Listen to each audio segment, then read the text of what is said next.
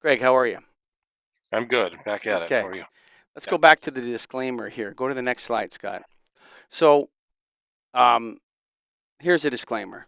Okay, we're lighting distributors. We're not police officers, judges, lawyers, or paralegals. We want to be clear that we are not accusing anyone of illegal activity. What we are sharing today is our perspective, formed after many years of gathering, organizing, and reflecting on feedback from our members about their experiences and interactions with the Design Lights Consortium. That said, based on this body of feedback, it is our opinion that certain behaviors exhibited by the organization in question appear to be at very least dishonorable. In our view, they are also dishonest, possibly unethical, and arguably immoral. We are not in a position to determine what, if any, consequences should follow this. Our goal is simply to ensure that our colleagues and peers are informed about what we have observed and learned. Sincerely, the members of the National Association of Innovative Lighting Distributors. Next slide. Who are we? Go to the next slide. Greg and I are nailed members. That's me in front of my office. Go to the next slide, Scott. That's Greg and I on the cover of Nailed's TLD, today's lighting distributor. Nailed Rebels, shattering the status quo. You think that was a prediction, Greg? Yeah. What year was that again? I think that's 2018. What does it say there? 18. Sure. Yeah. I can see it. 2018. Look how handsome I Mhm. look. So we had a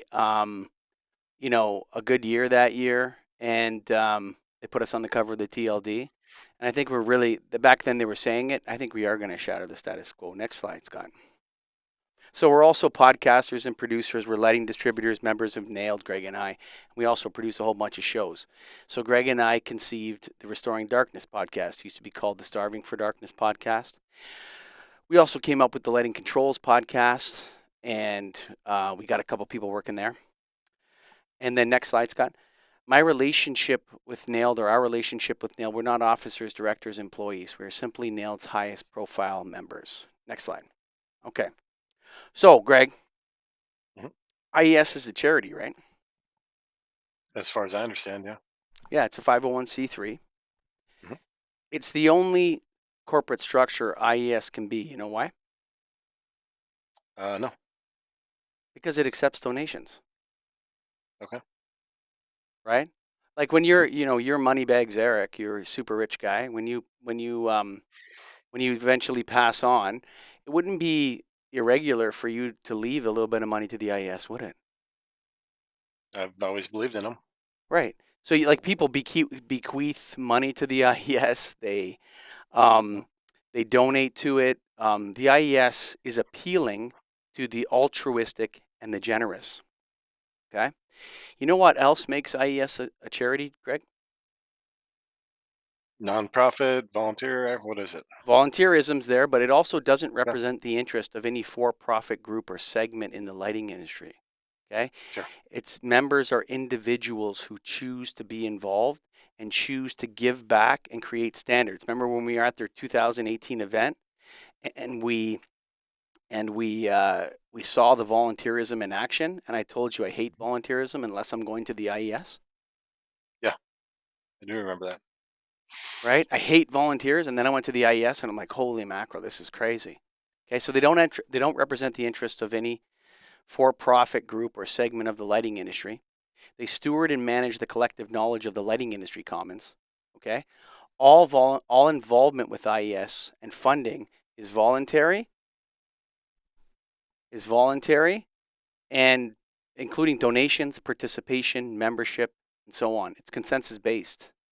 It gives back of its resources without seeking profit. Does it kind of feel like a church or a university, Greg?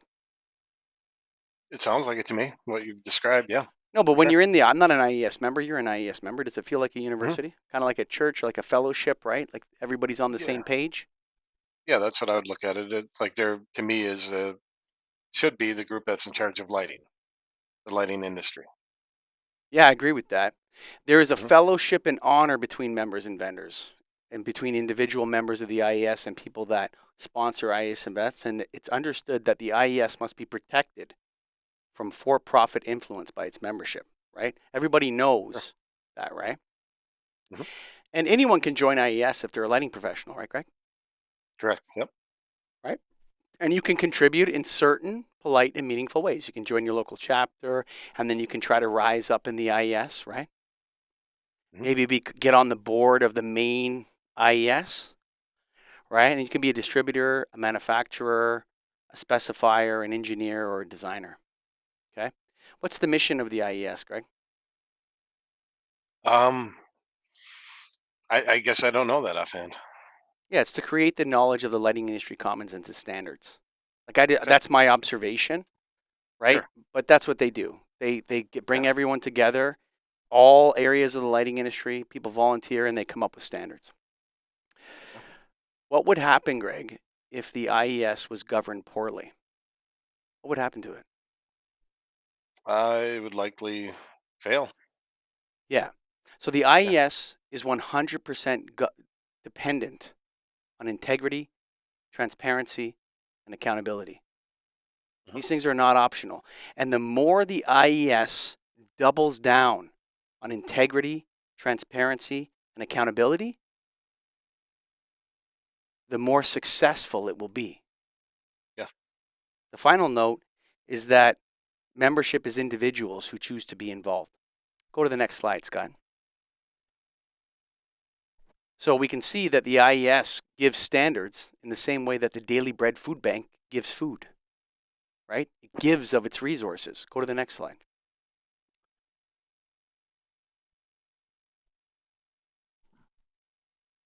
Next slide, please. Oh, if you search donate on the IES website, there's actually a lot of opportunities to donate to the IES. You can donate. Go to the next slide. This is very important, Greg.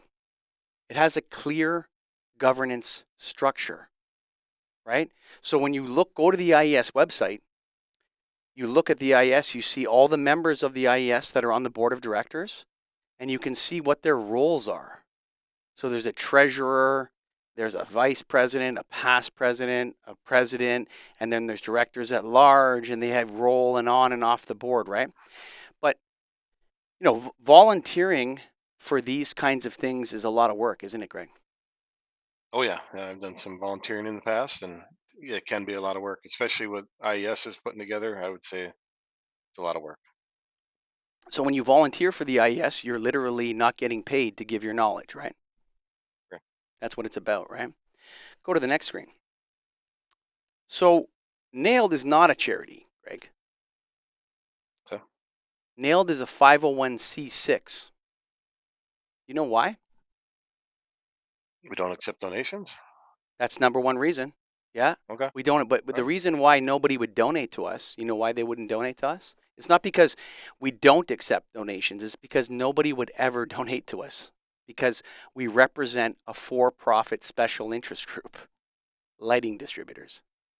Sure. That's why we're a C6. And we exclude other lighting professionals, right? So if you don't have light bulbs in a warehouse, Greg, can you be a Nailed member? You can join the association, but not technically a member. Yes. Right. You can So join as there's an a thing. affiliate member, Yeah. but you don't get a vote, right? Correct. Our board of directors is made up of distributors and two of our vendor members, right? Hmm. Right. So it's the governance of the thing is by the members and then partially by the people who pay. Volunteerism. How hard is it to get people to volunteer for Nailed, Greg? It's pretty difficult to Mm-hmm. get anybody to volunteer for anything. Yes, It, nailed. I'm it different. it doesn't feel like a university or a church though. It feels more like a cult, wouldn't you say? Yeah, I could see that.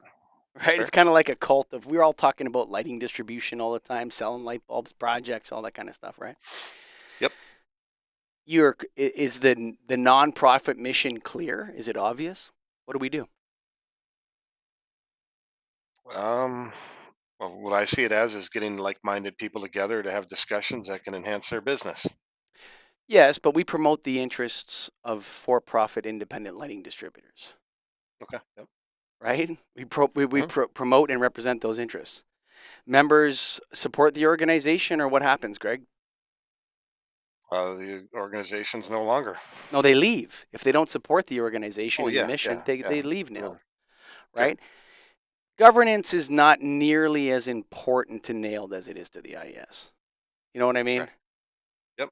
Right? It's small. We're a tiny little subset of the lighting industry. And we have 200,000 in income a year, which I'm going to talk about more in a minute. Right? But yeah, we would go down if things didn't look right. And then we create education. Who are the members of NAILD, Greg? The distributor companies that join. Right. The membership is corporate. Sure. Yep. It's not individuals. The Correct. corporations are members, right? And Mhm. then we compete with other industry nonprofits for members and event attendance. You could make NAILD a for-profit, okay, and it wouldn't be illegal. You know what I mean, Greg? Like you Yeah. could start a club of lighting distributors that hang out, right? Right. Right. You could not. It'd be hard to claim that you're the voice of lighting distributors. That would be tough. But you could have a tagline like the voice of lighting distributors, right? Mhm. And then you could hold a convention and have parties and go out for big dinners and create educational programs and make podcasts and everything else. But it'd be kind of like a Tony Robbins kind of Andrew Tate kind of thing, right? Some guy would be the big cult leader of it if it Sure. was a business, right? And then governance is like the way you run Premier Lighting. It's a box checking exercise. And then the conventions would feel more like junkets, right? So go to the next slide, Scott. So, but even though NAILD could be is a nonprofit 501c6 because it represents lighting distributor corporations that have for-profit interests, it has a very clear governance structure, Greg. Yeah. When you go to the NAILD website and you look at it, you know who's in charge of that organization. Okay? We got 4 lighting distributors. Their name, title, and company is on the website, right? So you Mhm. have the president. Well, this is old because we had our convention last week. We had to update the website, Greg. Get the Yep. website updated, okay? But Yep. we have a president elect, a treasurer, and an immediate past president. And we have 2 vendor members on our board. Now, Greg, those vendors vote on every resolution, right? Yeah. Why do we have them there? To make the vendor's voice heard, make sure we're hearing that out, and not all distributors only. Right, because they pay for everything, right? Yeah. Yeah. Right? They pay for everything, so they have a voice, a 1/3 vote on the board for the direction of the organization. We also have something we call the Past President's Council, so the NAILD Past President's Council. Now, these people, they keep a sharp eye on how NAILD is governed, and they check in on a regular basis, wouldn't you say, Greg? I would say so. Yeah. And we've created a new category for vendors that want to stay involved with us called NAILD Ambassadors. And so we have one NAILD Ambassador, and we have many past presidents, right? Mhm. So when you look at the governance structure of this organization, okay, this is an organization that you look at it, Greg, and you can see that there are people that are responsible to make sure this thing's being run properly, right? Correct. Yeah, next slide. So, why did the 501c3 status of DLC shock everybody, Greg? Remember, everyone was shocked. It's not a charity, it's a nonprofit. It actually is a charity. Why did it shock everybody, Greg? Um, I think just the benefits you get as a 501c3 and the amount of money they have coming in is probably the combo of it. The bottom line is that the reason why most people were shocked is because it doesn't look or act like a charity at all. It doesn't feel like the Daily Bread Food Bank. Mhm. You know what I mean? Like when people interact with it on a daily basis, they would have no idea that they're actually interacting with something that's a designated legal status of charity. What does is it clear what DLC gives back? Do they give back? I don't know. I think they take. You know what I mean? Right. Right? What so Nailed serves lighting for-profit lighting distributors. Uh-huh. IES serves the lighting industry as a whole, individuals in the lighting industry, members of the lighting industry, right? As a whole. Mhm. Who does DLC serve? Electrical utilities? That's what I understand. Yeah. So it represents the interest of utilities, but the mission doesn't serve them. The mission is something different than what's good for profit electrical utilities. Yeah, that's fair. So the purpose of this organization is to represent for-profit electrical utilities, but the mission is different. The mission is not to serve those utilities, it's to serve something else. What is that? Nobody can tell you. No, What charity do you know has surveillance mechanisms and enforcement teams, Greg? I didn't know that was a thing in charities. Right. It No, doesn't accept donations.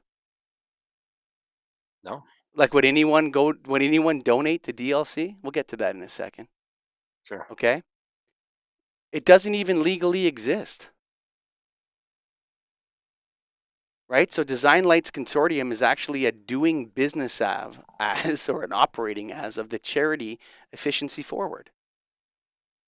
Yeah, This is like, it's one thing to have a for-profit business where you're like, oh, I want to start lamp recycling, so I'm going to start a different company. And it's going to have a different name, but it'll all be on the same thing because nobody cares because it's my company. But for a charity to be a doing business as, isn't that strange? yeah, that is on. 10 million bucks a year? Okay. Do you think their funding and participation is voluntary, Greg? Like when you give feedback to DLC, are you giving it to them voluntarily? Uh, yeah, I mean, I've been giving them feedback voluntarily. Like if they ask for it, is that what you're asking? No, they've asked for it, but they won't accept our Yeah. feedback, right? Oh, They yeah, only yeah, yeah. Yeah. So what they do is they say you can give us feedback or else, right? We're gonna do whatever we want, Oh, sure. Yep. right? You can pay us if you want to, but if you don't, you can't have access to rebate programs, right? Hmm. So it doesn't have any competition. Okay, it seems to take instead of give. It mines the lighting industry commons for knowledge and ideas with its feedback loops, IES standards, and they loved our 2023 report. Did you know that? I did not know that. No. Yeah, most Like people you think say, that DLC hated the report. what did they love about it? We gave them all the best ideas. Where do you think they got the idea for Luna? Oh, sure. Okay. Listening to Starving for Darkness podcast, right? Yep. They love listening to our shows. They listen to Get a Grip on Lighting like crazy. Tina's probably our greatest listener. I'll be honest with you. I can tell. You'll tell. She's going to be on the show in a bit. Tina's coming on. Never mind pay. It doesn't even acknowledge and thank contributors. When's the last Right. time you saw DLC thanking people, right? The mission is not obvious, Greg. It looks like some kind of environmental tokenism. The lighting industry pays almost everything, but there's no lighting people on the board of directors, Greg. No lighting background or lighting No lighting professional. people on the board of directors, even though the Hmm. lighting industry pays 90% of all the money that goes into into DLC. There's not one lighting person on the board of directors. Okay. The only utility representation on their board of directors is not a member of DLC. Really? There's one utility representative, he's not a member. Yeah. The board of directors has no titles. Does not seem Yeah. to rotate. Like, when you're on the IES board, there's like a rotation. Maybe you're the president for 1 year or 2 years, and then someone else rolls in, just like Nailed. You start Yep. off as this, and then you roll through the treasurer, then you're the president elect, then you're the president, then you're the immediate past president, right? The things are moving through. Their board looks the same forever. You know what the really scary thing about DLC is? Or efficiency forward doing business as DLC? No, what's that? Their board is made up entirely of consultants and executives whose business, it seems, is to be paid by utilities for the construction and design of rebate and energy efficiency programs. Isn't that strange? It is. Let's hit the Yeah. next slide. So, the DLC is a charity. Its legal status is a charity. It's 100% a charity. No question about that. There's two types of charities. There's foundations and public-facing mission-driven organizations. So we're going to say that, DLC probably claims that it's a public-facing mission-driven organization. But look at what two lighting industry journalists sent to us after we sent out our initial open letter, Greg. The first one was, Stating that a 501c3 is a charity is incorrect. 501c3s are nonprofits, and a nonprofit from a legal and tax perspective is not necessarily a charity. Well, Okay. that's 100% wrong. You know that. Mhm. Right? And then the other one was your claim that DLC is a charity is outrageous, inflammatory, and unprintable. DLC is an independent nonprofit organization. Search donate on designlights.org, Greg. What do you get? What do you see? Can't donate to designlights.org. No answer. There's nothing to donate to. There's no place, there's no Nope. donate link. Search it. Yep. You'll see. Instead of saying, you know, hey, donate to the DLC, it says meet the DLC technical analyst. Next slide. $10 million charity. Okay. So this is 2 or 3 times bigger than IES financially. Yeah. Okay. Where's the chair? Where's the president?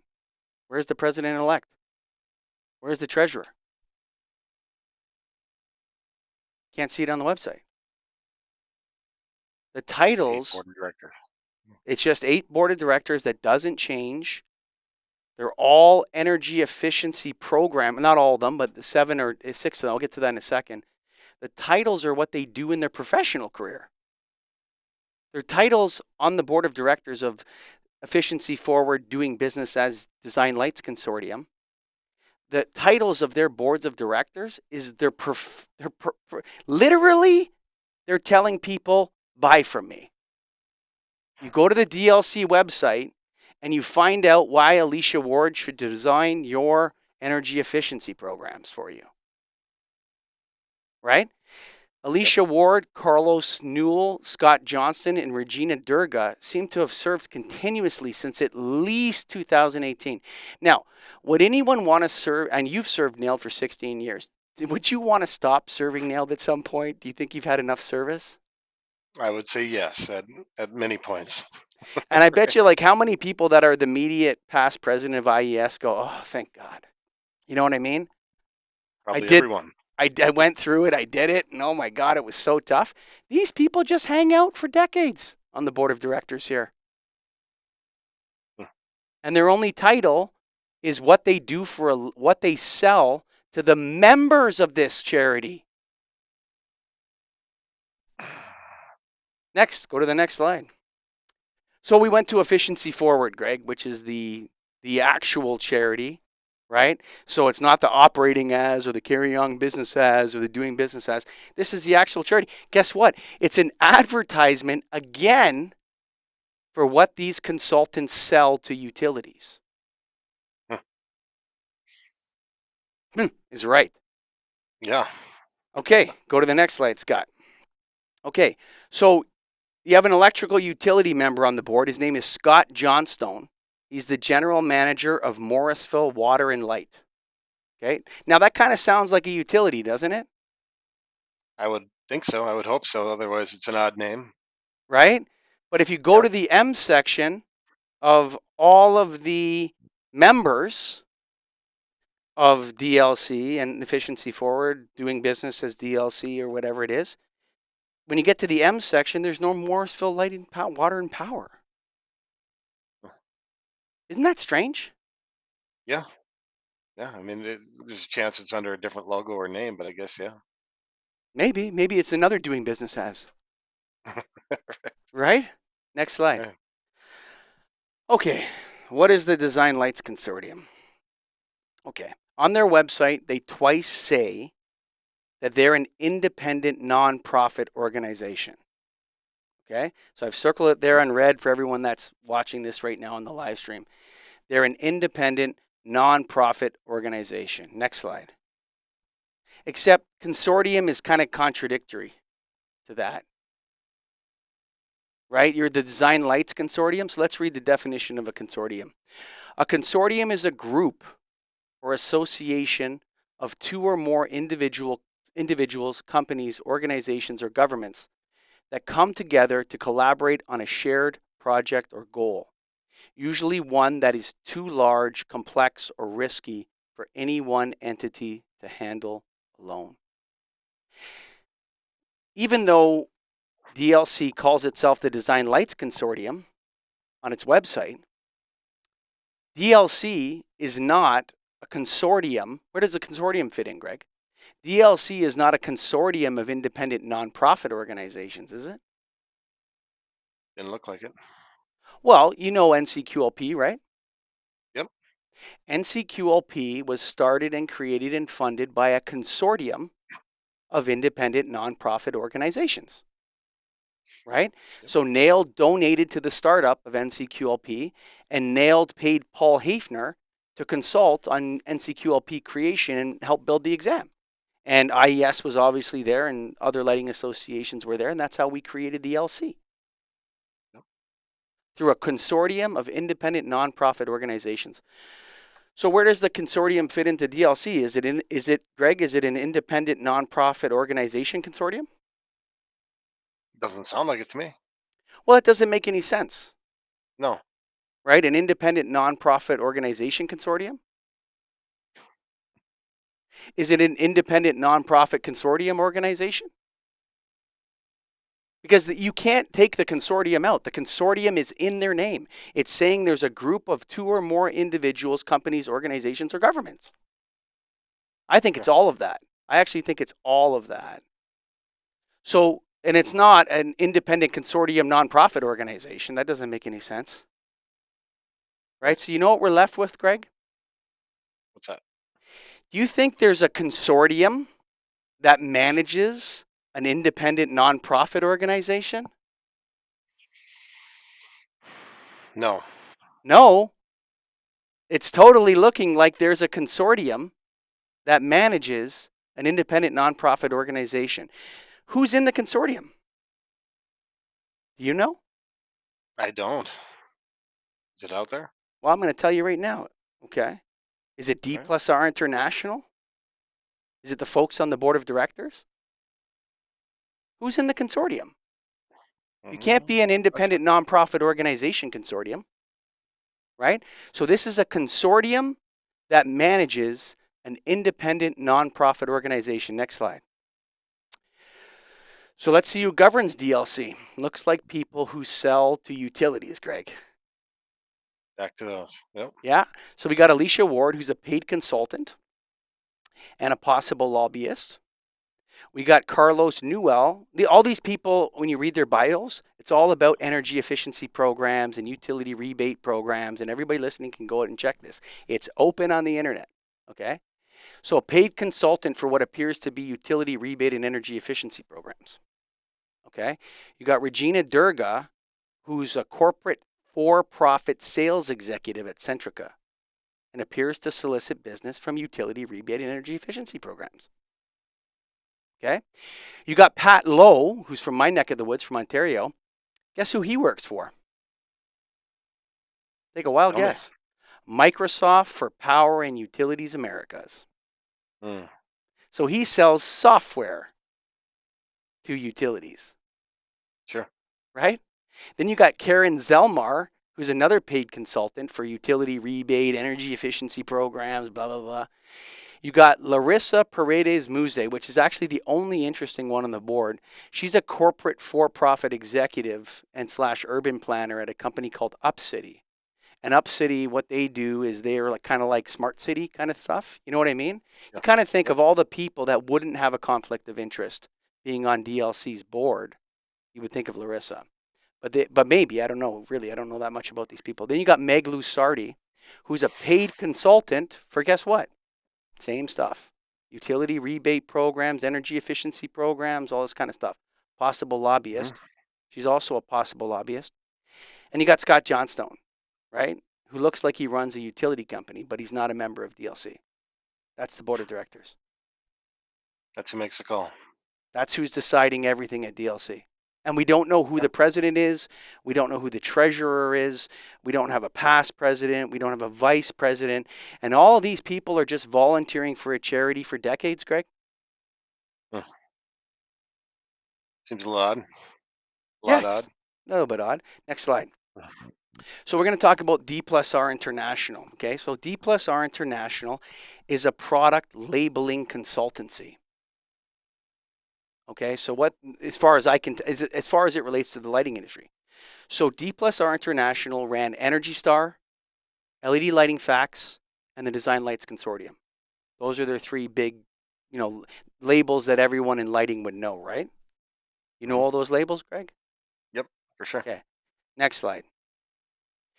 Is D plus R part of the consortium that I didn't hear manages you the name them. Well, let's just talk about it. So, do you know when DLC started? I don't. Take a guess. 2007. No, they started in 2014, I believe. I think it was Okay. 2014 that the Doing Business as Design Lights Consortium started. Okay. Okay. But on the website, it says since 2011. So this has been an independent nonprofit organization since 2014 or 15 or whatever it is, 2013, something like that. But D plus R International, who's not part of the consortium apparently, oh, he is part of the consortium.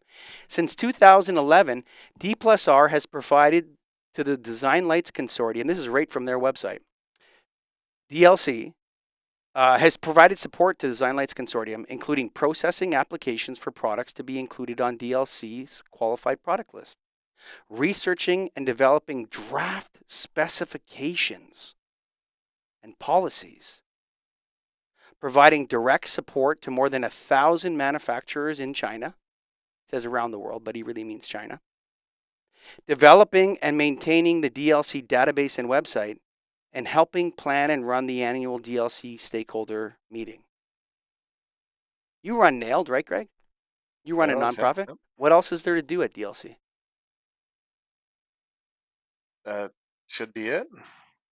Is there Yeah, more? like, yeah, there's marketing, Yeah. Yeah. Okay. Yeah. right? So I would argue that DLC is the marketing department of D plus R International. Okay.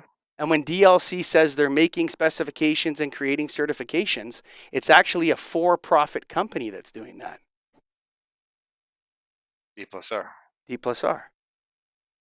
Huh. They even plan the stakeholder meeting. What happened to those stakeholder meetings? Have they had one lately? Well, they don't like when Greg Get a Grip on Lighting shows up, right?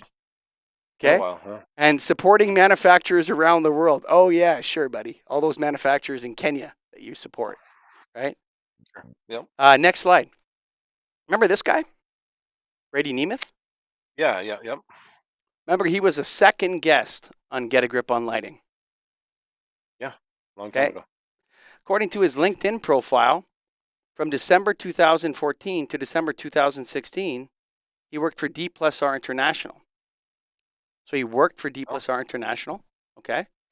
And in his bio, it literally says Design Lights Consortium. did he? He worked for DLC. He worked for DLC. No, he worked for D plus R International from 2014 to 2016. And from Yeah. 2016 to 2018, he worked for DLC. But you can't Okay. work for DLC because it doesn't exist. He worked for Energy or Efficiency Forward. Then you're saying? That's an open question, buddy. Did he just, Okay. right? Does Erin work for Nailed or does she work for, I shouldn't say her name, but anyway, it's out there now. She's the administrator of Nailed. Does Erin actually work for Nailed or does she work for Premier Lighting, Premier Lighting. right? And you pay her to do Nailed work on the side, right?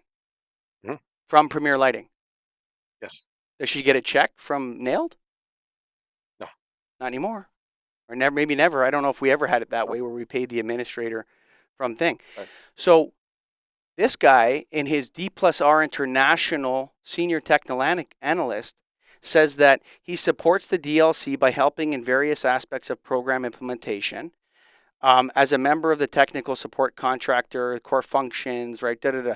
He's running the DLC from D plus R International. And then the next thing on his resume is that he went to work for a fake company that doesn't exist. That's a Design Light Consortium. That's right. Huh. Interesting. Now, what would you say if the IES allowed a for-profit company to masquerade as the IES? So imagine if somebody came, so this guy came to the NAILD convention, he put up a booth for the Design Lights Consortium. He was talking about being a charity, right? He was talking about being a charity, but really, he actually works for a for-profit company. Yeah, that would definitely raise question marks and make you wonder if they're doing the right thing behind the scenes. Yeah, it gets murkier and murkier as we go along here, right? So Yeah.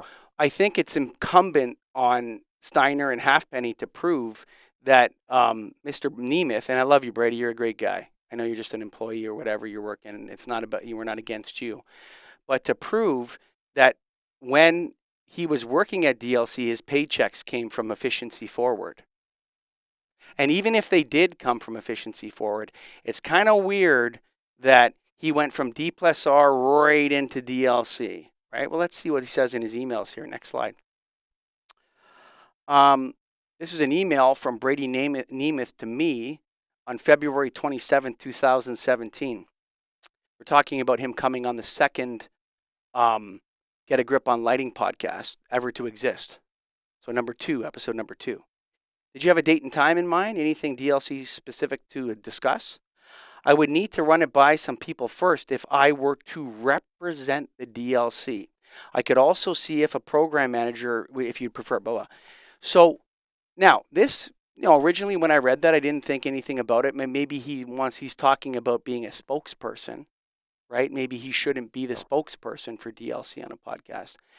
But really what he's talking about is his job, in my belief, at D plus R International, where they just put on different hats like Erin does at NAILD.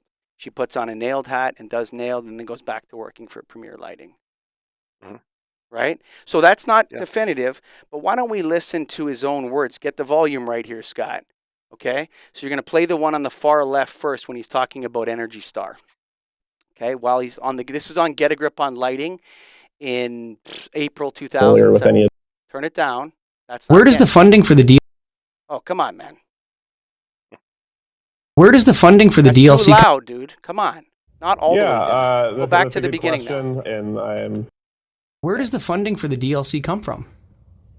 That's a good question, and I'm not a CFO or anything, so I can sort of give you a general idea. And honestly, I don't even know like proportions or anything like that. But all of our members do have some sort of fee that they pay, and I think it's proportional somehow to the size of the program. I'm not really intimately familiar with any of those details.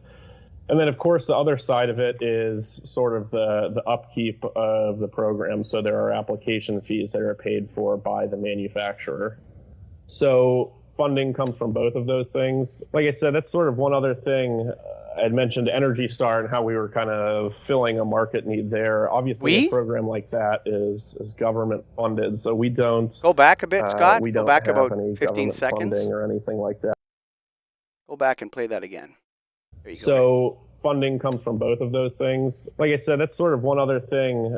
I'd mentioned Energy Star and how we were kind of filling a market need there. Obviously, a program like that is government funded, so we don't have any government funding or anything like that. We're purely coming from both utilities, energy efficiency programs, as well as manufacturers. I'm trying to think of any other. Wow. So while apparently employed by DLC, Brady Nemeth is saying we were working on Energy Star. DLC never worked on Energy Star, Greg. They never had anything to do with each other. They I shouldn't thought have. they. I mean, two separate deals, right? Who's part of this consortium? Right? Who's in the consortium that's managing the independent nonprofit organization? Now, listen, Scott, if you screw up the volume, do the volume first and then press play, okay? On the second one. There you go. All right. Sorry to blast your ears out, guys. Can't hear it. How many analysts do you guys have? I'm not sure off the top of my head. I would say reviewing applications, if I had to guess, somewhere around 20, something like that. Yeah, in 2017, that would exceed the entire employees of the DLC. Yeah. Aren't there like 5 or 6 at that point? I don't know, maybe they had 15 or 11 or whatever. He's talking about we have 20 analysts. Who's he talking about, Greg? It's got to be D plus R. That's right. And this is, for the record, this is 2017 when his LinkedIn said he was at DLC, right? His LinkedIn says 100%. Everyone's going to rush to it right now. From 2016 to June, from September 2016 to June 2019, he worked for the Design Lights Consortium that doesn't exist. Efficiency Forward DBA Design Lights Consortium. Okay. Pretty damning, no? Pretty crazy, yeah. I mean, I was on that podcast. I don't remember that. And then, when you listen to it now, it's like, okay, what do you? Yeah. You have 20 analysts that work with Yes. you. They work for you at DLC. Huh? Really? Because there isn't 20 people that work at DLC, but you have 20 analysts at D plus R International. This guy's going literally. David Steiner told this guy to go around and masquerade as a 501c3 charity. Now, I don't believe Brady Nemeth knew that. That's what he was doing. Sure. Okay, but this scoundrel, David Steiner, he's a scoundrel. That's the exact definition for you, David. This is man to man, me and you, buddy. You're a scoundrel, and I know you are. You're a dirty scoundrel. And you told this young man to go around and pretend he worked for DLC, a charity, when he worked for your for-profit company? That's disgusting, David Steiner. It's dishonorable, and it's disgusting to do that. Next slide. Is DLC a charity or an anti-charity, Greg? I don't know anymore. Yeah. I don't know what they are. Yeah. Is DLC real? I Yeah, thought it's not real. DLC doesn't exist. It only exists in the name. So the name of DLC is 100% correct. David, you named it right, Steiner. You got the name right. You're the Design Lights Consortium. You're the people that want to get paid by the utilities and the lighting industry to tell everybody how to design lights and do energy efficiency programs. You got your name right. That's for sure. You're a consortium a consortium of for-profit interests that is managing an independent nonprofit organization, you scoundrel. You scoundrel. Charity, purpose, help others selfishly. Anti-charity, enrich organizers deceptively. Means, charity, transparent giving and volunteering. Anti-charity, manipulation, coercion, or fraud. Ethics, charity, altruistic, community-focused. Anti-charity, exploitative, self-serving. Charity, structure, legal, regulated 501c3. Anti-charity, often illegal or morally corrupt. Do you think that Steiner just swiped over the charity onto his anti-charity? It sounds that way. Next slide. What's the opposite of a charity? An anti-charity? What do you call it? For profit? No, Corporation? it's called a racket, Greg. Racket, okay. A racket is the direct opposite of a charity. Okay? So the two function exactly the same. They function identically. The only difference is the flows and the giving and the taking and the voluntary versus coercive and so on. So it looks kind of like a sheep, right? An anti-charity, like a wolf in sheep's clothing. Right? And so what we did, we took all our membership feedback for years on DLC. You got to remember, we did a whole report on the problems of DLC, Greg. Remember that? The whole committee? I do. That took Yep. 2 years. We started in 2021 and we finished in 2023. Hmm.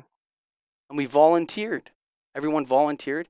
And I took all that information, and guess what happened after 2023? That's super interesting. What? Artificial intelligence came out, buddy. Mm. So I said, if this is an anti-charity, what is it? It said it's a racket. ChatGPT, it's a racket. A racket is an anti-charity. I said, what are the characteristics of a racket? One. Next slide. Rackets have intentionally complex and opaque structures. Now, do you want to go back to the beginning? Remember the beginning? Yeah, I do. Right? Yeah. Definition. White-collar scheme structures are intentionally complex with layered legal entities, nonprofit statuses, doing business as, operating as, carrying on business as, and industry advisory groups used to obscure accountability, confuse the victims, and deflect scrutiny. This complexity serves a strategic purpose: to make it difficult for outside observers, including regulators, the public, and even industry participants, to understand where the power lies and how the money flows. Greg, do you think DLC has a complex structure, opaque? Yeah, 100%. Do you think it's intentional? Up until recently, no, but now, yeah. Next slide. DLC has an opaque structure, no question. Layer 1, at the same time, it calls itself a consortium while insisting that it's an independent nonprofit organization.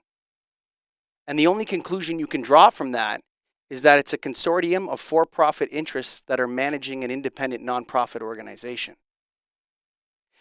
Layer 2, Design Light's consortium does not actually exist as a legal entity. So anyone who works, any employee of Design Light's consortium, anybody at that organization does not work for that organization. They work for a different organization. Yep. Right?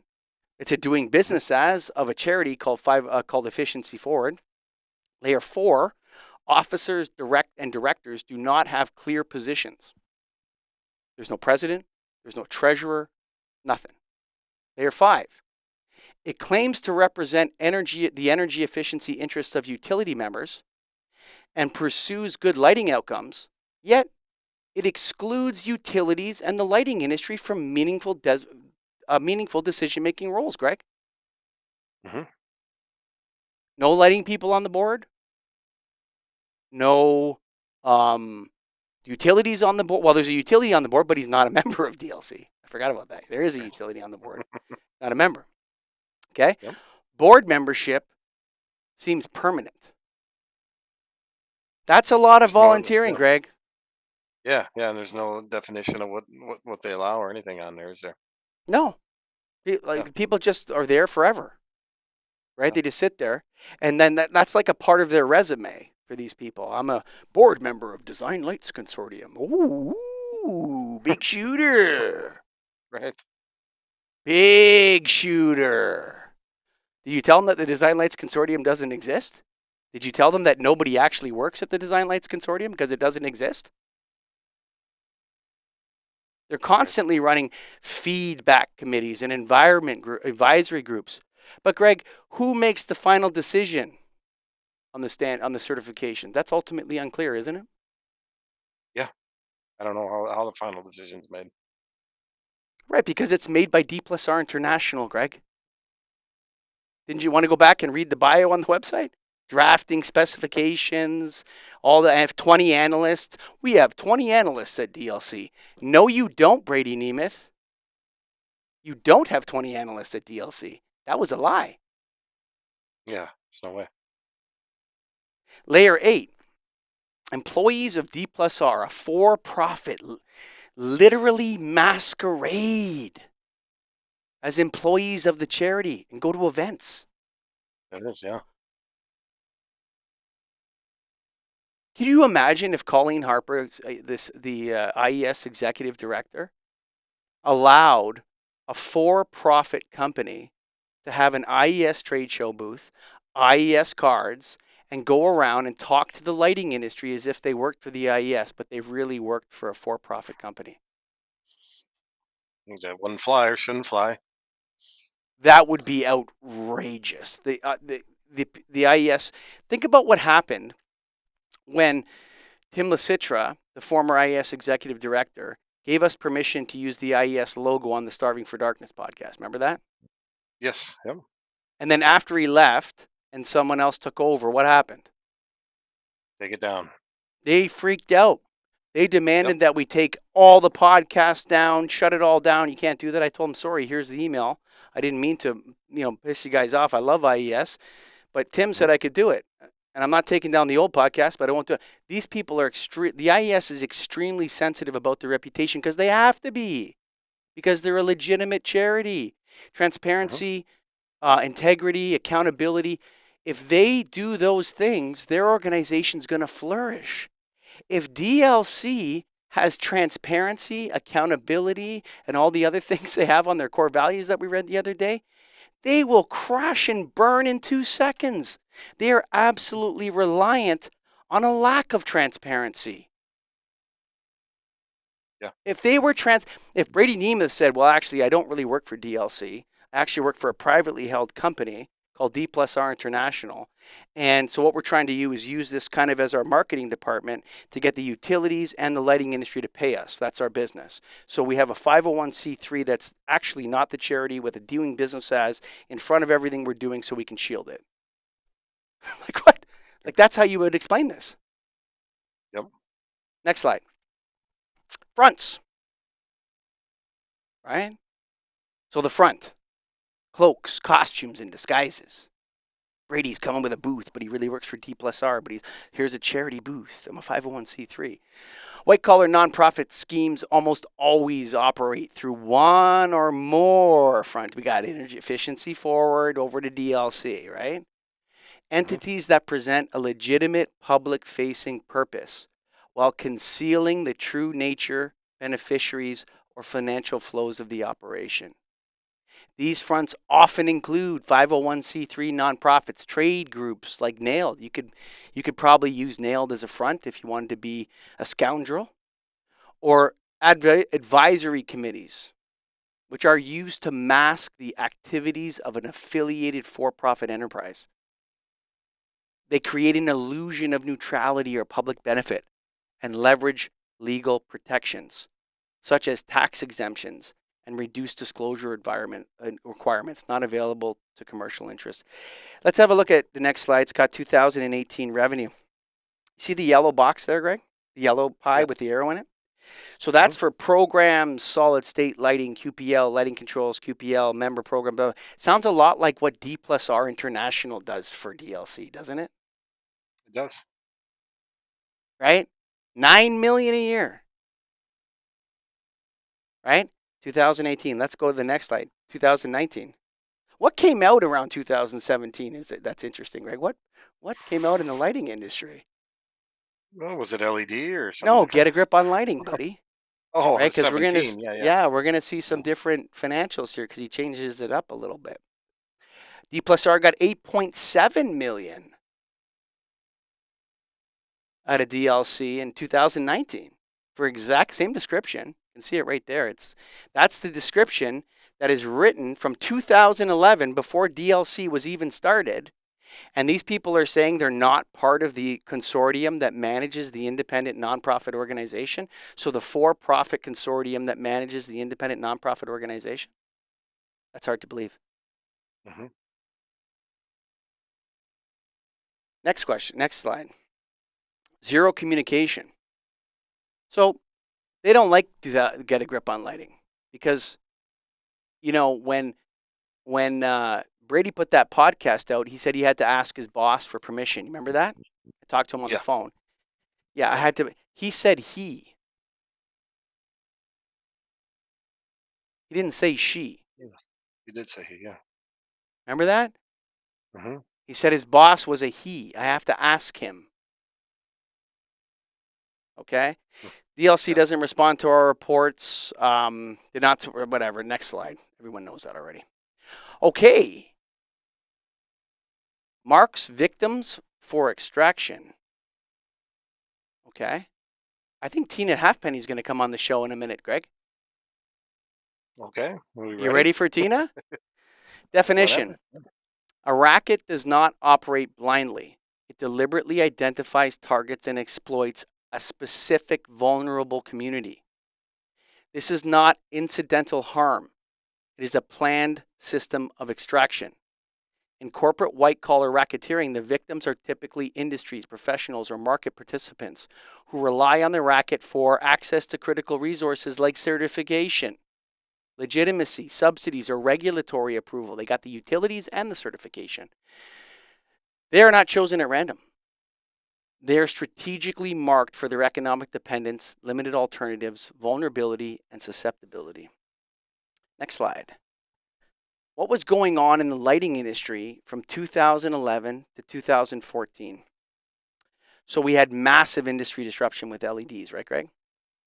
Absolutely. Yeah. Nailed was in free fall, shedding members at an alarming rate. IES was losing members quickly. Disruptive change and creative destruction was in the air. Next slide. Next slide. Yeah, next. Nailed lost 26% of its members between April 2010 and July 2011. Okay. Next slide. IES 2014 annual report talking about problems with membership. There it is. Next slide. Look at that. Number 17 on Get a Grip. Okay. We're talking in February of 2018. What were we talking about, Greg? IES relevance. Mhm. We're talking about relevance of the most important lighting institution that we have. That was actually a question. Remember? Is the IES even relevant anymore? Right? Well, let's find out what Tina Halfpenny feels about the lighting industry. Here she comes. She's coming on the show right now. Make sure the volume's correct so everyone can hear. Hi, Tina. There is a lot of conversation going on, and I think it's sort of fascinating because the lighting industry, the manufacturers, there's so much change and churn happening. You know, it's kind of like everybody's trying to figure out what they want to be when they grow up, when they've been a in a 100-year-old industry. Sure. And now all of a sudden everything's changing. And there is a lot of conversation around, you know, how can you offer a lifetime warranty when you've been in business for 9 months? Is that something that the DLC should care about? Go back to the last one for a second. Is that something the DLC should care about? The lighting industry needs to grow up, and it's a 100-year-old industry, but it's like people are trying to figure out what they want to do when they grow up. Who talks like that, dude? And that whole point of, yeah, you should be worried about it if everyone's buying it for that reason. No, that's what bugs me about that too. Yeah, that's a really annoying statement to make. Hmm. Everybody's trying to figure out what they want to do when they grow up from someone who's never been in the lighting industry in her life. This is how she sees the lighting industry. I have to help these people grow up. Next slide. Gatekeeping or control of market access. Gatekeeping occurs when this is a fourth characteristic of a racket. And you'll notice that IES and Nailed, we don't fulfill any of these. But DLC fulfills all of them, folks. All the characteristics of a racket. Gatekeeping occurs when an organization, often under the guise of authority, expertise, or public service, uses its institutional position or regulatory influence to control access to markets, incentives, or commercial opportunities. In corporate racketeering context, this gatekeeping becomes exploitative when access is contingent on pay-to-play certification schemes, manipulated standards, or compliance with arbitrary or shifting rules. Rather than ensuring quality or public benefit, the gatekeeper's primary function becomes the enforcement of dependency, Greg, where participation in the market requires continual payment, approval, or alignment with the gatekeeper's interest. Next slide. 75%. Right on their website. Right? 75%. That's a lot, man. That's a big market. I You're think saying Tina, for if people aren't watching, it's 75% of the utilities. yeah, of energy efficiency programs in North America require, DLC, really, D plus R listed products. 75% of energy efficiency programs in North America require David Steiner to approve your product to be able to sell it. Because all the analysts, they work at D plus R International, Greg. We heard Brady say it, right? Mhm. Let's go see what Tina has to say about gatekeeping. She's coming back on the show now. Next slide. Well, Jim Benya, we had a talk with him yesterday. He's an interesting guy in the lighting business. Yeah. So The he was wealth of knowledge, isn't he? Yeah, I'd say so. Yeah, for sure, and fun to be with too. Actually, not Yeah. only that, I like people that are knowledgeable and interesting and fun to be with. Yeah, he's freewheeling in a way that you don't get a lot of. Yeah, it's a good way to put it. He's a bit of a freewheeler. Him and I are soul spirits or something. Yeah. But he was saying that the utilities are incented to have incentives in a way, and he said that. But now in his career, what he's seen is utilities be leaders in employing lighting knowledge and expanding lighting knowledge into now where they're not in that role anymore, and they look to an organization like you guys for guidance. That's a heavy burden to go with, because you're kind of standing in between the lighting industry and the utilities have all the money and all the growth. You're kind of like in between, the people that make lights and the people that are incenting the purchase of lights in a way. So I think there's some resentment towards you guys there. Well, probably. You're like a gatekeeper to the money. Well, zero guarantees on that money without a DLC qualification, right? Yeah. Play the last 10 seconds again, Scott. Let's just hear what Tina has to say about her certification. Well, Jim Benya. So I think there's some resentment towards you guys there. Well, probably. You're like a gatekeeper to the money. Well, zero guarantees on that money without a DLC qualification, right? Yeah. Ooh, sounds like someone's a gatekeeper. Let's talk about the utilities interests and how big the market is that she's talking about. This is just one thing. Go ahead and play the next clip. Tina's back again. Well, Jim Benya. Oh, no, the We had a next talk one, with him Scott. yesterday. The next clip. He's an interesting guy. Is that the next one? Yeah. There's one more after that. Yeah. I think that we are, we're setting the table right now. Put that on pause. Put that on pause. There are a lot of things going. They're setting the table, eh? They're setting the table, right? This is the gate. We're going to set the table, and everyone's going to come through this gate. Go ahead.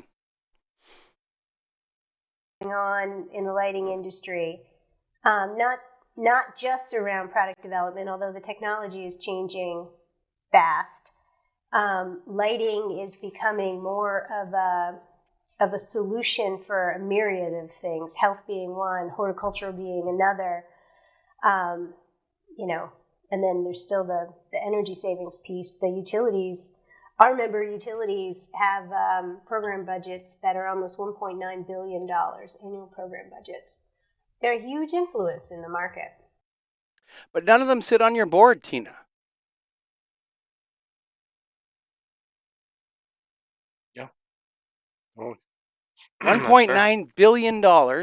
You're setting the table. You can't get into those rebate programs unless you got a DLC certification. But none of those utilities sit on your board. Isn't that interesting? And all the people that are on your board, Tina, sell rebate program consulting services to utilities.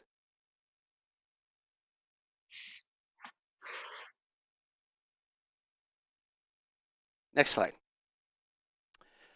Rackets have no competitors. Okay, do we have to spend a lot of time here, Greg? I mean, I don't think so. No, There's no Nailed, competition. IES, and all the other lighting associations compete. We don't compete directly because we're nonprofits, right? We're not competing Yep. directly against, NALMCO or NLB or something like that. But we are competing in a sense for membership support, event attendance, donations, and sponsorship dollars, right? Yep. There's only so much money to go around, and the scoundrel David Steiner needs to get most of it for him. The D plus R, you're a scoundrel, David. This is between me and you, buddy. Yeah, I'm calling you out, sucker. Next slide. Extortion-based income and coercive funding models. Okay? And I don't think we have to spend a lot of time here. I'll just read the definition. In the context of nonprofit product labeling and certification, a coercive funding model emerges when the charity abandons voluntary support. They don't even accept donations. Okay? And instead impose mandatory fees as a condition for market access or business survival. This transforms what should be a collaborative, voluntary, standard-setting process into a pay-to-play extortion scheme, where the industry participants become victims forced to pay for certification or compliance under the threat of exclusion, loss of access, or competitive disadvantage. Rather than fostering a genuine innovation and trust, this model exploits market dependency, extracting funds through coercion rather than consensus. How many manufacturers, Greg, have told us that they would never pay DLC for anything if they didn't have to? Most, if not all, Right. I've talked to. That's a Nobody. range of the small to the big, all across. Would anyone ever say anything bad about IES? No. You would never hear of, like, let's say a manufacturer comes into your office. You know what I hate? Those guys at IES. Right. Never been said before. Next slide. Seventh characteristic of a racket, fear of reprisal. Okay? In a classic protection racket, the victims know they are paying for protection from the racket. Right? Got Fanucci, the neighborhood is getting sloppy. Fanucci's mad. He's going to come and take more money. Open the cash drawer. He grabs the money, right? From The Godfather. Fanucci, right? That's David Steiner. He's Fanucci. In racketeering structures fronted by nonprofits or charities, fear of reprisal often takes the form of economic retaliation, reputational harm, or exclusion from markets. This perceived threat discourages stakeholders from speaking out or challenging the racket's authority. Next slide. What are lighting manufacturers worried about with DLC? Delayed listings, increased scrutiny, and quiet exclusion. Notably, 8 out of the 9 manufacturer victims of this racket, I'm just going to call us victims now because you've been had, lighting industry. You've been took. The man got you again. You've been had. You're a chump. You're a sucker for David Steiner. 8 out of the 9 manufacturer victims of the racket, members of NAILD who participated in our Accreditation Agency Advisory Committee, declined to have their names affixed to the report, citing fear of reprisal as the primary reason for their anonymity. Now, Tina's going to be back in 1 second, folks. She's going to be back on the show in 1 second. And I want you to listen, not for exactly what she says here, but just the power she has. Next slide. Play it, Scott. She has so much power. I remember the last time we spoke, you talked about some issues that you were having in terms of fraudulent DLC certifications or something. What was? Remember that, Greg? Yeah, it was something like that. People were putting a DLC on their boxes and they weren't DLC. Yeah, sure. Still happens. How do you guys deal with that? Well, if they have products that are listed and they're misrepresenting other products, we delist them. All of their products and Yep. the company as well. Yep. If they are misrepresenting as being DLC qualified and they are not one of our manufacturers, there's not a whole lot we can do. We send letters from our lawyer saying you need to cease and desist letters. What if they're outside the United States? You have nothing you can do. There's not a lot we can do. So she's able to really punish United States lighting manufacturer. Oh, actually, I shouldn't say that. David Steiner is really able to punish lighting manufacturers that he doesn't like the way they roll. Now, why would you never hear a lighting manufacturer is afraid of the IES? You never hear that. Yep. Never. You never has a manufacturer come and say, you know what, I'm really scared of the IES. I don't want to say anything bad about them on the Get a Grip on Lighting podcast because my products might be delisted. They have the ability to destroy your business. D+R International, with the press of a delete button, can tell all of his utility suckers. Is Greg coming back on? Did we lose Greg? He can tell all of his utility suckers out there. Did we lose? Are we still live? Yeah, he's coming back on. Oh, there he is. Hey, you're back. Frozen. David Steiner, with a push of a button, with all of his analysts, all 20 analysts, can simply delete a manufacturer's products from his page, and then none of the utilities will allow them into the rebate program. That's a lot of power for a charity. That sounds more like government power to me. That sounds like more like somebody is anti-charity, right? That's not how IES behaves. That's not how charities behave. Next one. 8, systemic and ongoing exploitation, right? I always laugh when I read that. It's so obvious. Rackets are not one-time scams, lighting industry, or isolated frauds. They are systemic and ongoing operations designed to extract value continuously over time. They embed themselves. Yeah. 6.0 coming up, right? Yeah, you know what? It's time for 6.0. Hey, Nailed is saying, just can you hold on for 5 years? Can you give us a break for 5 years, please? Just chill out. I don't want half my inventory to not be allowed into rebate programs, actually, if you don't mind. Paid a lot of money for that stuff. Nope, sorry, buddy. It's time to pay David Steiner. He needs a second yacht. He needs one for the Pacific and one for the Atlantic. And a helicopter in between. Except that, you know what? I don't know what actor is going to play you in this movie, David Steiner. Because it ain't going to be Leonardo DiCaprio, I'll tell you that. Rackets are, you're like the wolf of the lighting industry. Rackets are one-time scams or isolated frauds. They are systemic and ongoing operations designed to extract value continuously over time. They embed themselves into the infrastructure of an industry, community, or regulatory framework. This guy's got it all checked off, eh? He's in the lighting community, he's in the utilities, his office is in Washington, D.C., and he pushes until it's a persistent cost of doing business. Nobody's allowed to sell lights without paying David Steiner. Through institutional influence, regulatory entanglement, market dependency, rackets maintain their grip by normalizing their presence and making extraction feel routine and unavoidable. The ongoing nature allows them to scale, Greg. Horticulture, Luna. Right? They're scaling it now. We got to, nobody. EV. What's that? EV. EV's coming. I think, yeah, right. Nobody is allowed to sell anything in America without paying David Steiner first. Can't sell any lights in America without paying me, sucker, because I hold the label. It allows them to scale their impact, often with minimal scrutiny, while victims become resigned to participation. Is that not exactly what has happened in the lighting industry?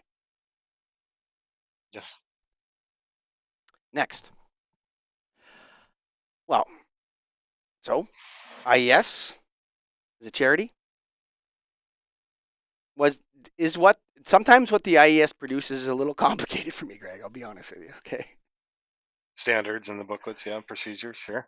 Yeah, it's a bit complicated. Okay, and sometimes I wish it was simplified. I know that they made the Ready Reference app and all that kind of stuff. You can find stuff quicker and all. But man, you could stack the books from this table and hit the ceiling easily with IES stuff, right? Mm-hmm. But it's all good stuff. Sometimes they're wrong and they have to revise stuff, right? But this is a encyclopedia of how to light up different environments properly, right? Correct. Right, and it's like, here's all the stuff. You open it up, okay, gymnasium. I'm working on a college stadium. What do I need? You go and okay, that's the light level you need, right? Mhm. Rackets like DLC. Oh, and DLC is actually the front, actually, so we should get our terminology correct. DLC is the front. The racket is the consortium of for-profit interests that manages the independent nonprofit organization. That's the racket. Sure. DLC is the front. Okay? So a racket consistently absorbs financial or material resources from the community it victimizes. That's right, lighting industry. You've been had. You got took. Often in areas of genuine public need or industry need, without delivering commensurate, meaningful, or even functional value in return. The services it offers are typically hollow, self-serving, or redundant, or worse, actively damaging the community's long-term interests. These services are often positioned as essential solutions to the problems the racket itself has created, exaggerated, or perpetuated. In the classic protection racket, for example, the shopkeeper gains nothing from the so-called protection. They simply pay to avoid harm from the people selling them the service. They don't want protection. They just want the racketeers gone. In corporate white-collar racketeering with a nonprofit front or charity front, this same model plays out when organizations present themselves as certifiers, standard setters, or overseers while delivering no real value or benefit, yet imposing real costs, making participation less about value and more about avoiding exclusion, punishment, or economic loss. Go to the next slide, Scott. What value is DLC, Scott? Greg, have you ever told the customer that something was DLC other than in the context of getting a rebate? Never. Right? If rebates didn't exist, would you care if something was DLC certified or not? No. Well, and I'm starting to see the point where some utilities aren't caring either.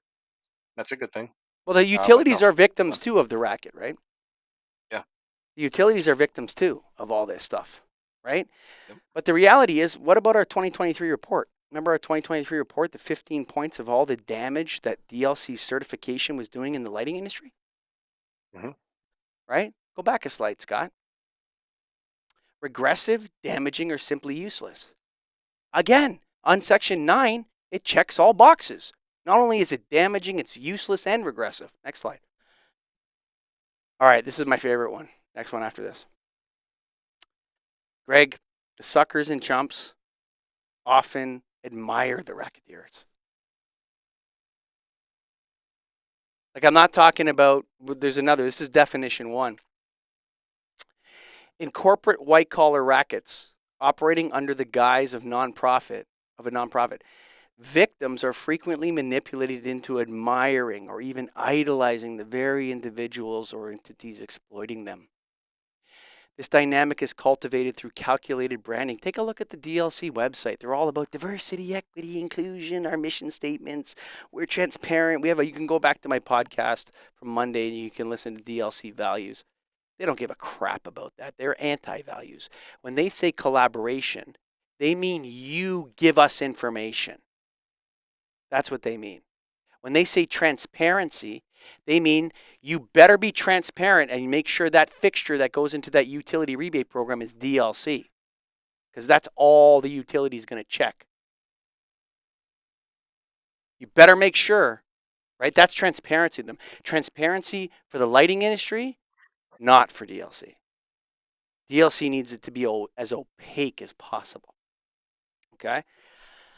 This title again, and the projection of benevolence or visionary leadership. As a result, the victims may defend the racketeers. You know how many emails we got about our letter? How dare you?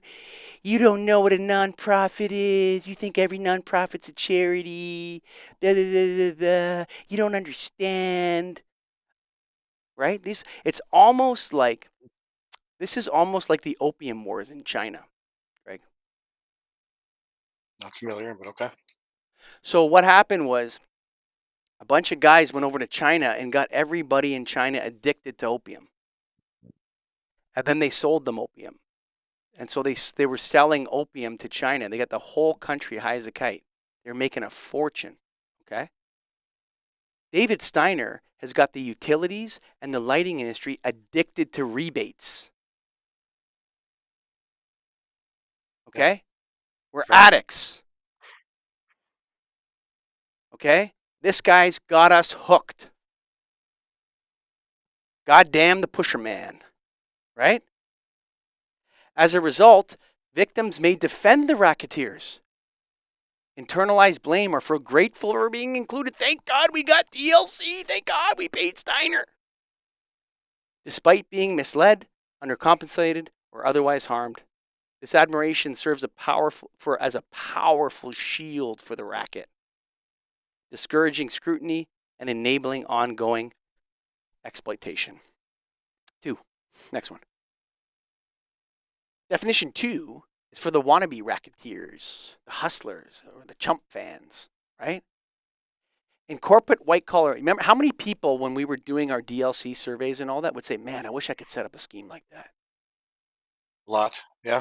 Seemed like a majority. Yeah, like most, but like I don't think they meant that they wanted to be criminals, or I don't know if Right. this is criminal or not. I'm not saying that. Sorry, I don't know if they meant Yep. to be dishonorable. Okay, Yep. Like to provide a regressive, useless, damaging certification and make lots of money on it. I'd rather not have the money. Actually, you can keep the money. That's for me. And when most people thought about it, when I said, "Hey, man, this is not cool. This is gross. That the industry's wasting money on this stuff, and it doesn't mean anything other than a ticket to ride in the rebate factory, right?" And so after I talked to them about that, they're like, yeah, I guess you're right. But in corporate white collar rackets, even those who see through the illusion often respond not with resistance, but with admiration. Rather than exposing or challenging the operation, they act like cowards. Many quietly aspire to replicate it, or at least benefit from it. They view the racketeers not as frauds, but as savvy operators who have cracked the code of influence, funding, and social status. This admiration blurs the moral lines and turns complicity into ambition. The racket's success becomes a blueprint. More and more rackets, not a cautionary tale. Creating a culture where more people seek to join or imitate the scheme rather than dismantle it. Does that kind of sound what's wrong with America right now, Greg? I could say yeah, that could be a part of it. Sure. You know what I mean? Like everyone's trying to set up a racket. Easy money. I want to get rich quick. I don't want to wait. I don't want to work hard. I need to cook up something fast, right? So these wannabe racketeers, they're not a huge percentage of the population, but it's much bigger than it used to be now. And they'd love to start a little scam for themselves. Next slide. And then there's those, Greg. You know what? Go to the next slide and play it, and then I'll read it. Kneel before Zod! You know who that is? No, I don't. That's Zod from Superman 2 or 3. Okay. Play it again, Scott. Kneel before Zod. Right? Kneel before Zod! They're intimidated. Right? Go back to the slide. One slide, Scott. No, not that. There you go. Not everyone is fooled. Okay? Actually, I would say that almost nobody in Nailed is fooled by the DLC anymore. Would you say, Greg? I would say that's fair. Right. But you can't fight City Hall. Right? Some individuals recognize the scheme for exactly what it is. A cynical, calculated antitrust wrapped in the language of purpose and service. But rather than fight it, expose it, or escape it, they simply resign themselves to its inevitability, shaking their fists at Zod. That Zod, he's so powerful. They become bitter spectators, morally awake but functionally paralyzed, often saying, that's just how the world works, and you can't fight City Hall. Their insight brings no power at all, just alienation. This quiet surrender helps sustain the racket just as much as blind admiration or active complicity by reinforcing the belief that resistance is futile. Guess what, sucker? Yeah, I'm not afraid. Skip to the one past Zod there, Scott. They go past one more about that. Yeah. So rackets go invisible, Greg. Rackets don't like to be seen. Okay. They like to operate in the shadows. Okay. And, when's the last time, I'm just going to read it here. A stage, I know we're coming on 2 hours, but whatever, this is it. A stage in the life cycle of a corporate racket, especially one fronted by a nonprofit where the operation deliberately withdraws from public view to avoid scrutiny, accountability, or challenge. As questions mount and criticism grows, the racket stops answering emails, dodges interviews, ignores complaints, pulls out of trade shows and refuses to engage with stakeholders directly. Instead, it hides behind intermediaries or milquetoast public statements, letting them enforce their standards, certifications, or policies while it stays silent and untouchable. They want to disappear. The strategic disappearance isn't accidental. It's a deliberate tactic rooted in contempt. Once the racket has secured the influence or market control, it no longer needs to justify itself. You pay, sucker, because I'm the man that controls every light. Visibility becomes a liability to the racket, which is why they don't want to come on Get a Grip on Lighting. Anytime you talk to Brady Nemeth, he's going to screw up about something, right? David, got to keep that guy off Get a Grip on Lighting. Those two boys, they ask the tough questions. Stay away from those guys. Visibility becomes a liability, so it fades into the background while continuing to extract value from those it refuses to face. Is that exactly what's happening with DLC, Greg? Yeah, I mean that's what it feels like on my end and your end, and we're pretty involved in it. And it's if it's not going on, you opened up the invite them both to come on the show today. Obviously, they declined, but schedule it for the future. Then get on here, talk to us, and break it down because maybe we're incorrect about everything. We could be wrong about everything. Yeah, tell us. We could be wrong. Listen. We've been sending you letters and reports for years, asking you nice, polite questions in private. Greg, no. Totally. Inviting you to come on the show and talk to us. Until we put out an open letter, and you respond with a milquetoast statement. You didn't say, hey, you know what? Nailed's been asking for a long time. Fine, let's go on Get a Grip on Lighting. Those two little distributors are pissing everybody off. I might as well go in there and just tell them that, look, guys, this is how it works. This is blah, blah, blah, blah, da, da, da, da, blah, blah, blah. No, you just run like a little wimp, Steiner. You are a wimp and a coward. That's what you are. Next slide. When was the last time you saw David Steiner at a trade show, Greg? I've never seen David Steiner at a trade show. Yeah. I don't even know who he was until recently. Yeah, he doesn't want anyone to know who he is. Yeah. Because rackets like to disappear, right? So he hasn't been at any of those trade shows. Nailed, IES, Education, Light Fair, Lightivation, ArcLight, NED conferences, or NALMCO. DLC hasn't exhibited in any of those recently. Oh. Last time, and you know what the funny thing about DLC is? They get tons of money, so they get $10 million a year. 3 times bigger than the IES, right? 2 times bigger anyway. Some years, depends on what IES gets. But it's free for them to come to Nailed, Greg. Mm-hmm.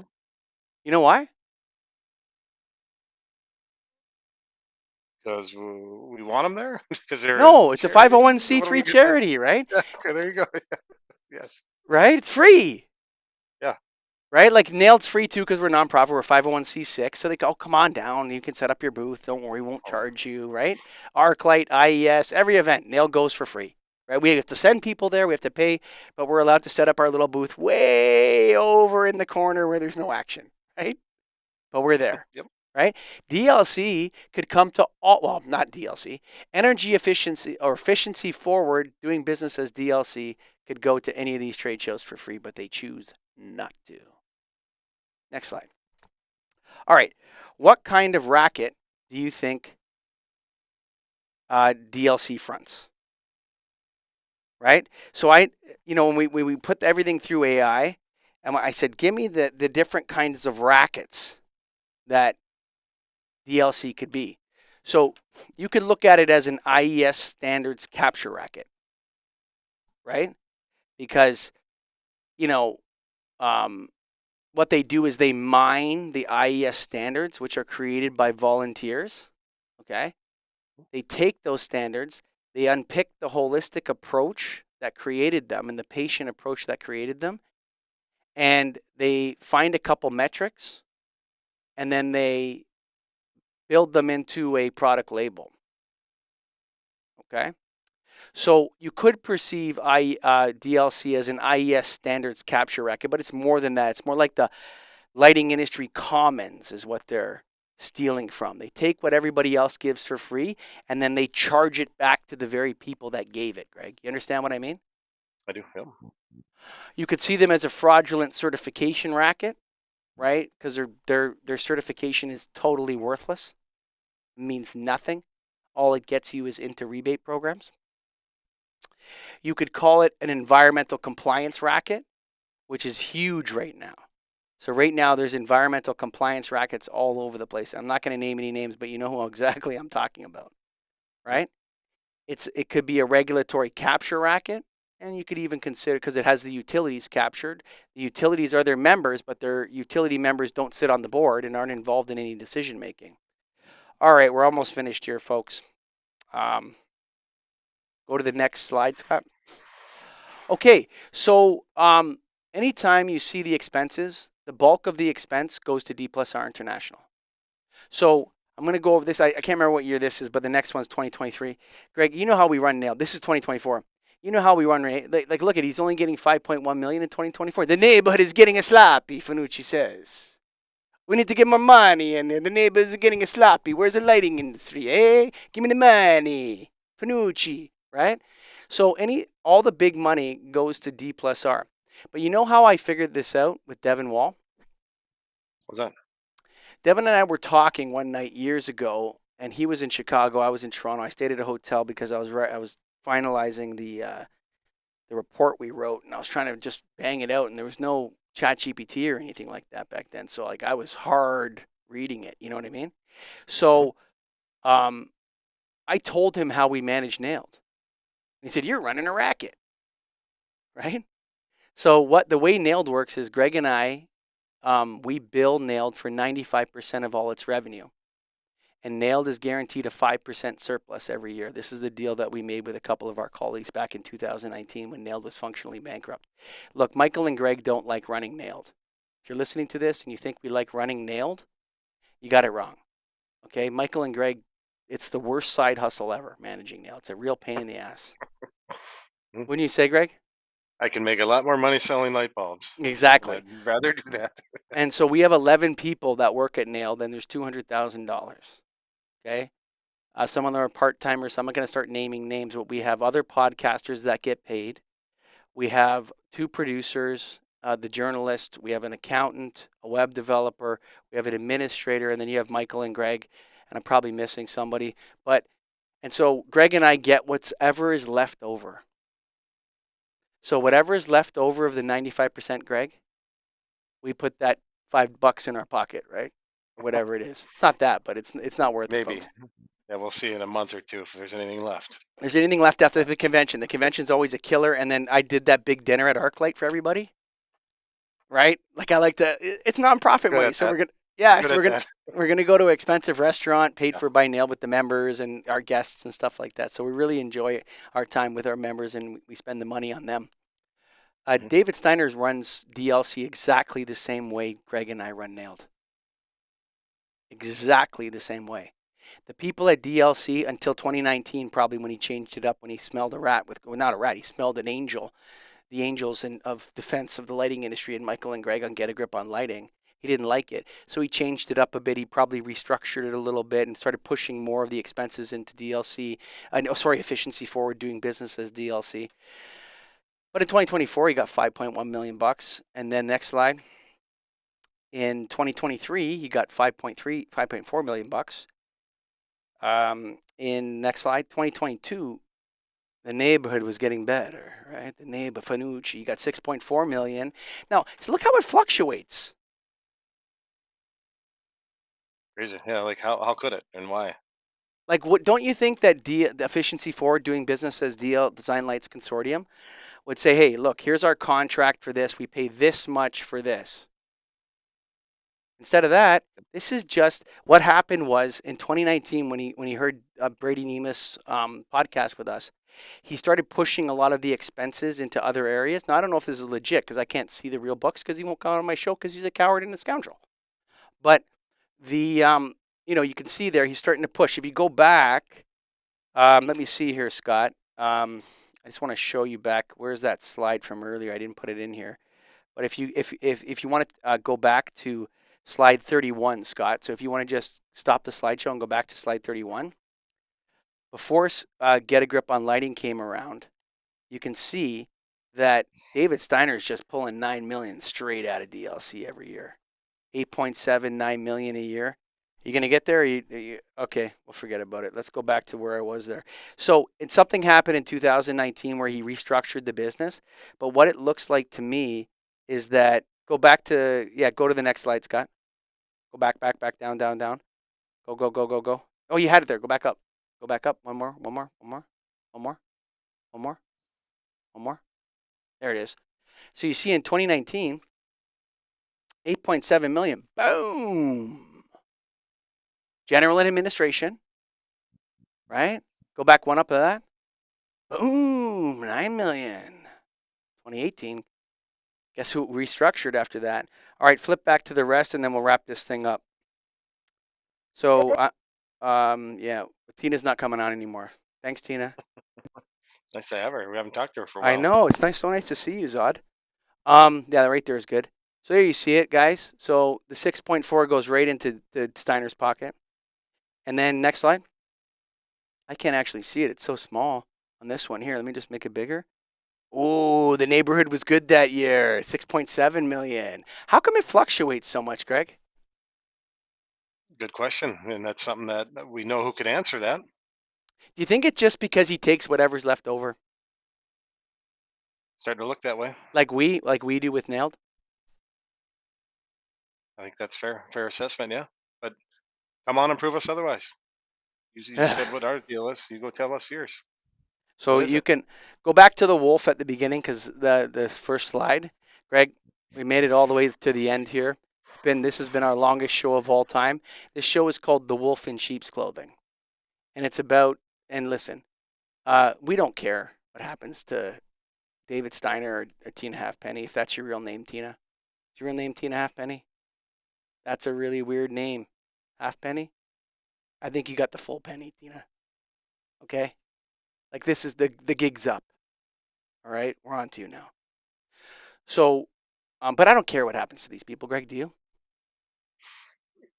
Not necessarily. I mean, personally, it's not it's just our whole mission and why we do this thing is to make the lighting industry better. And I don't see what DLC has done to make it better. I honestly don't. And I want to hear otherwise. I want them to prove it otherwise and explain it to us. But I've talked to multiple people across the range, designers, manufacturers, distributors, contractors. Nobody understands. Nobody sees the value. So come on and prove what you're doing to make lighting better. I would say come on and prove that you're not running a racket. That would be step number one. Before we start talking, like there's a lot. And, the next program is going to speculate, because you're forcing us to speculate, Tina and David. You're forcing us. We asked you nicely so many times to come on our show and talk to us over and over and over. We looked at your core values. Your core values, you don't honor those at all. We tried to reach out to you. We didn't want to do it this way. Okay? We never wanted it to be like this. But you pushed us here. Why? Because you absolutely rely on negative governance. If you guys had proper governance like a real charity, like nobody would do business with you. Nobody. Okay? You have to have a 501c3 in front of you. Otherwise, what you're doing is so weird. Okay? And all we asked you for was to stop. We didn't ask you to stop paying whatever the regular maintenance fees are. We didn't say nothing like that. We just said stop extracting from us all the time. And you ignored it. Folks, if you got light bulbs in a warehouse and you want to join this organization, you can join as an affiliate member too, but you don't have a vote. You don't get to vote. Only lighting distributors get to vote. But you can go to naild.org. You can check it out. And, the convention was amazing. We had a great time last week. And, yeah, David, you're a scoundrel, unless otherwise proven. Bye for now.